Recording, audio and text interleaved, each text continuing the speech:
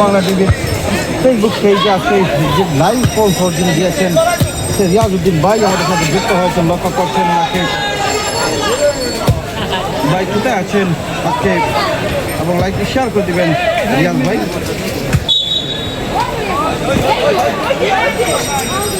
উসমানীনগর হবিগঞ্জের মধ্যে ম্যাচ শুরু হয়েছে। লক্ষ্য করছেন নুনু ফুটবল একাডেমি উদ্দেশ্য ছিল সতীর্থকে কিন্তু শেষ মুহূর্তে ক্লিয়ার হওয়া বলছে।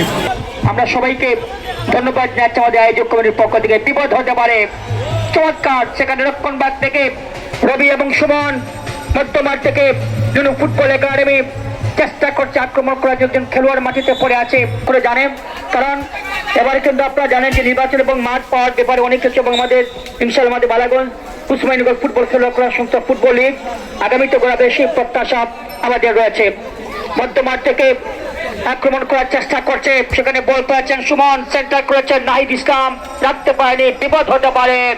কোথায় মারলেন সেখানে শুভ, শুধু গোলদাতা না আরো আমাদের অনেকে আমাদের বলেছেন, এবং এখানে রতন যদি গোল করতে পারে সুবেল চৌধুরী ফতেপুরের আলমপুর ফুটবল একাডেমি ম্যাচে যিনি বদলে খেলোয়াড় রয়েছেন, তার জন্য 2000 টাকা প্রাইজ মানি সৌজনে আমলাক চৌধুরী, এলিভেস্টার লামলির পাড়ে প্রতিষ্ঠাতা নবীগঞ্জ উপজেলা ইনারগঞ্জ ইউনিয়নের জন্য আমলাক চৌধুরী সাহেব, এবং ম্যান অফ দ্য ম্যাচ নুনু ফুটবল একাডেমির বুল্লা একটি বাজার রয়েছে, বুল্লা বাজারের পাশে তার সেই বুল্লার আচল ব্যানার শট রয়েছে।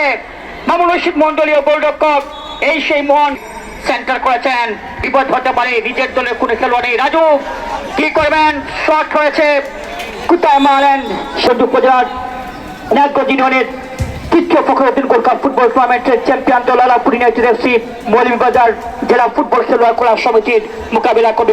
এবং চমৎকার আবারও কিন্তু আক্রমণ, দেখা যাক গোল কেন হয় না।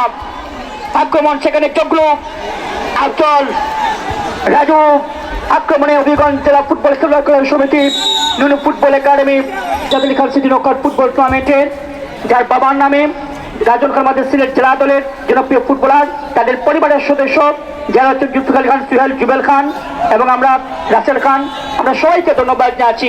এবং আরেকটি টুর্নামেন্টের দাওয়াত দিচ্ছি উমরপুর ইউনিয়নের খাদিমপুরে প্রথম সালে আহমেদ 6 ফুটবল টুর্নামেন্টের 2টি সেমিফাইনাল ম্যাচ, 1টি ফাইনাল ম্যাচ খুব শীঘ্রই এই মাসে আয়োজন করা হবে খাদিমপুর বাজারের পাশাপাশি। এবং সেই টুর্নামেন্টের পৃষ্ঠপোষক করছেন খাদিমপুর গ্রামের মোহাম্মদ সালে আহমেদ সাহেব, লন্ডন প্রবাসী উনার ছেলের নামে সাফন এবং জিদান এফসি, তারা ভালো টিম গঠন করেছিল।